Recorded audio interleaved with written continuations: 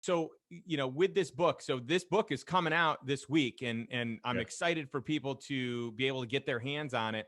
What would you say is maybe the key takeaway, and any other highlights that you have for the relevance of this book? I know you've shared some already, but I'd love to know if there's anything that you can Yeah. pinpoint. So the book's broken up into two sections. It's sort of what does an employee need to be, have and do to be productive in a remote work environment, and then what does the company or leadership and management need to do? And there's an interesting theme throughout the book, because again, it was built off that original presentation about how to build a world-class company. There's a lot of foundational things in there that aren't unique to remote work. I think when you look at the companies that made the transition overnight, these were companies that were good cultures with clear core values and trust and good management and delegation. And so they were able to make this shift, and they just need some policies and procedures and some other things if they want to continue with it. The companies that really struggled was where it was sort of like the tide went out and you saw who wasn't wearing their bathing suit, right? These are, with poor onboarding, micromanaging managers who manage by who's there, not clear values, not clear systems. And these are the companies that sort of really struggled. So there's a theme throughout the book on the employer side of just a lot of the basics that I think you need to do well to make an environment that has a remote concept. One of the big things is which you should have done anyway, get managing to outcomes, not inputs, right? So how, when you can't see everyone every day, do you get to more of the outcome orientation? I mean, we understand this with sales, right?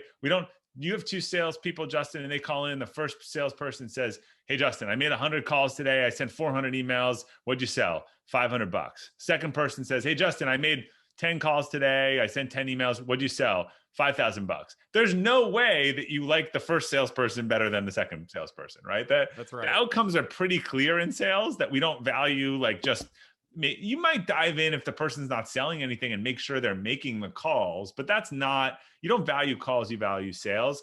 I think talking to CEOs and a whole bunch of leaders, this is going to be the biggest shift, and they should have had it anyway. But what's the scoreboard? What are the outcomes? What are the things that you say to people? Look, you can work how you want to work, but here is what I am looking for at the end of the day.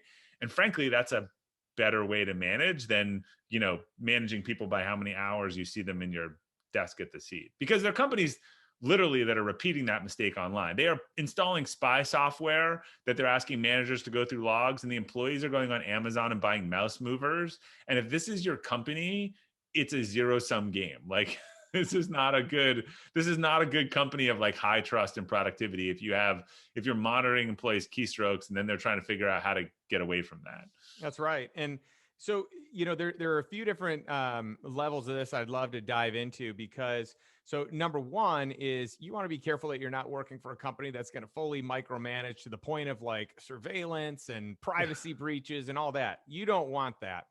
I do think it's really smart in the businesses that I have started and helped scale, whether it be via advisory and other people's businesses or my own business. It has always been outcome driven, because that is what I want to reward. I want to reward the behavior that is producing the best results, and I think that that's the most important thing to look at. But we're in a day and age where I'm hearing more and more about people that have this full-time job, but they're working from home, and they take another full-time job at another company, and they're double dipping, and they're making two full-time incomes, or maybe a full-time and a part-time, but they're working on the same hours. And so that's a recipe for disaster. But hypothetically, if someone could make it work and they got good results and they were a good time manager, for me, I don't care how someone is getting their results, as long as it's their ethics, there's integrity in the process, that they're not doing anything shady. But if they're getting great results and they're able to figure out how to do it on less time, hey, congrats to you. You should be rewarded for that, and I'm all about that. I agree with you. And the ethics aside of, non-compete, I think something's either wrong or right with those companies if you could work two full-time jobs and do that, right? Either it's in an outcome-based thing and you're crushing it, or you're probably underpaid. And that one company should have was capping you out rather than letting you earn twice as much by producing twice as much. But I don't know if you remember this. It was a big case of a Verizon engineer like 4 or 5 years ago that had outsourced an entire job for 2 years. And they found out about it and they fired the guy.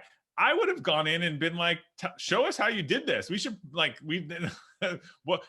about your job can be totally outsourced? Like, I would have paid that person to like show me what they did. That's right. Scale the outsourcing. What Right, else can be exactly. outsourced? And then where do you spend your time?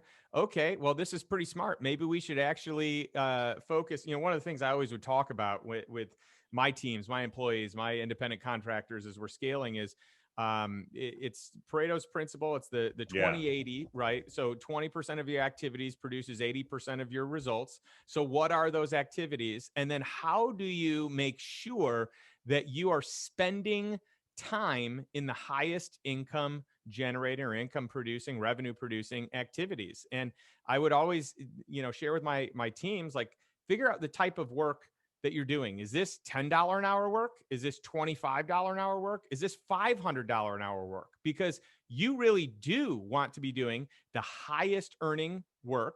You should be spending the majority of your time there into the 20% of activities that are highest paying, highest producing activities. And then you should outsource the $10, $20 an hour work to people that are more than capable of doing that. And then you're also creating more jobs and building and scaling in a much more sustainable way. And it's a really good leadership exercise or discussion, because sometimes we'll talk to someone and they'll say, well, I don't have time to do this. And you say, well, what needs to be done? I'm not saying that you need to do it all, right? So if you own it, but you can outsource 80% of it, like, again, what a lot of times people just actually, on the reverse, when you're dealing with someone, again, in a company, they sort of, they say, we shouldn't do this because they don't have the time. If it's actually the reverse. If it's the most important thing to get done, let's decide we're going to do it, and then let's figure out how it should get done. It doesn't mean that you have to do the whole thing. Like I said, we were trying to figure out efficiency around a competitive intelligence report, and what was really important about this report was the synthesis of the information. The collecting of it was really time consuming and remedial. But so someone was telling me, like, it's too much time or otherwise, so we dove into it. I'm like, this 7 hours we could give to an offshore person to pull all this data in back. What I need the manager to do is to look at the data and tell us, what do we need to know, right? And this is where good leadership, you do a deep dive on this. Again, what's the 80-20 and which part of that do you not need to be doing?